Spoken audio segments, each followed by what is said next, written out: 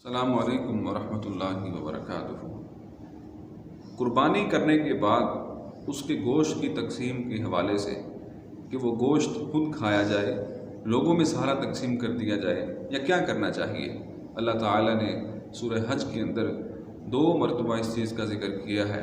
फरमाया फ़कुलू मिन्हा व अतइमुल क़ानिअ वल मुअतर, कि कुर्बानी का गोश्त खुद भी खाओ और उन लोगों के घरों तक पहुंचा के आओ जो मांगते नहीं हैं, सफ़ेद पोश हैं, जो कनाअत करने वाले लोग हैं, जो मांगने से शर्म महसूस करते हैं, खुददार लोग हैं। फरमाया कि खुद भी खाओ और ऐसे लोगों के घरों तक पहुंचाओ, ये तुम्हारी जिम्मेदारी है। फिर अल्लाह ने एक और मुकाम पर फरमाया फ़कुलू मिन्हा व अतइमुल बाइसल फ़कीर, कि खुद भी खाओ कुर्बानी का गोश्त और जो फ़कीर लोग हैं, जो मांगने के लिए तुम्हारे दरवाज़ों पे आ जाते हैं, उनको भी दो। यानी इंसान जहाँ तक उसका बस चलता है वो कुर्बानी के गोश्त में से खुद भी खाए और फ़कीर मांगने के लिए उसके दरवाज़े पे आ जाए, उसको भी दे। और उसकी ये ज़िम्मेदारी भी है कि वो ऐसे हमसाए महल्ले के अंदर ऐसे घराने जो सफ़ेद पोश लोग हैं, जो कनाअत करने वाले खुददार लोग हैं, जो मांगने नहीं आते लेकिन उनको ज़रूरत होती है, उनके घरों तक पहुंचाना ये साहिब कुर्बानी के ज़ुम्मे है। तो यही अल्लाह का हुक्म है। अलबत्ता ये जो बात मशहूर है कि कुर्बानी को 3 हिस्सों में तकसीम कर दिया जाए, ये मुस्तहब अमल है, ये हदीस नहीं है। ये इमाम शाफ़ी रहमहुल्लाह की राय है।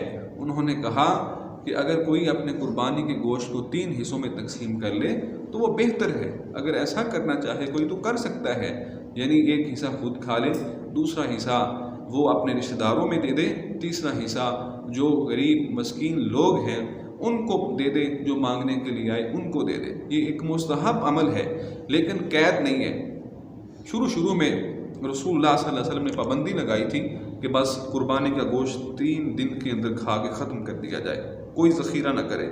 ये शुरू में था, तो उसका एक मकसद था, एक हिकमत थी, ताकि लोगों तक कुर्बानी का गोश्त पहुंच जाए, जो गरीब लोग हैं उन तक पहुंच जाए और कोई ज़ख़ीरा करके ना रखे। गुर्बत थी, काफ़ी सारे घराने मोहताज थे, इसीलिए नबी इस्लाम ने ये कहा था। लेकिन बाद के अंदर रसूलुल्लाह सल्लल्लाहु अलैहि वसल्लम ने फरमाया कि अब खुद भी खाओ, ज़ख़ीरा भी करो, जहाँ तक तुम चाहते हो उसको स्टोर भी कर सकते हो, लेकिन गरीबों को भी ज़रूर देना चाहिए। ये पाबंदी ख़त्म हो गई कि 3 दिन के बाद गोश्त नहीं खाना, महीना खाएं, 2 महीने खाएं, 3 महीने। अगली एक हदीस के अंदर यहाँ तक आता है कि अगली ज़िलहज तक आप कुर्बानी का गोश्त खा सकते हो।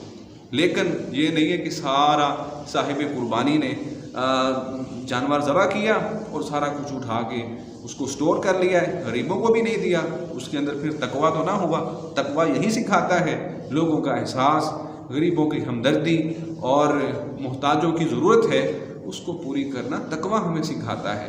तो ख़ुद भी खाया जाए और इन लोगों तक भी पहुंचाया जाए जिनका अल्लाह ने कुरान में जिक्र किया है। अब देखें, नबी इस्लाम ने एक मौका पर 100 ऊँटों को नहर फरमाया। आप सल्लल्लाहु अलैहि वसल्लम ने अब कैसे उनको तनावल फरमाया।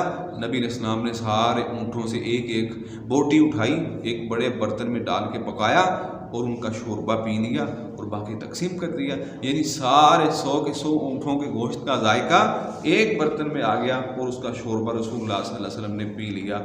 और ये हमें इस तरीक़ा सिखा दिया कि ये कुर्बानी का गोश्त बड़ा बबरकत गोश्त है, ये ख़ुद भी खाएँ और दूसरों को भी दें, जो मांगने के लिए आए उनको भी देना चाहिए।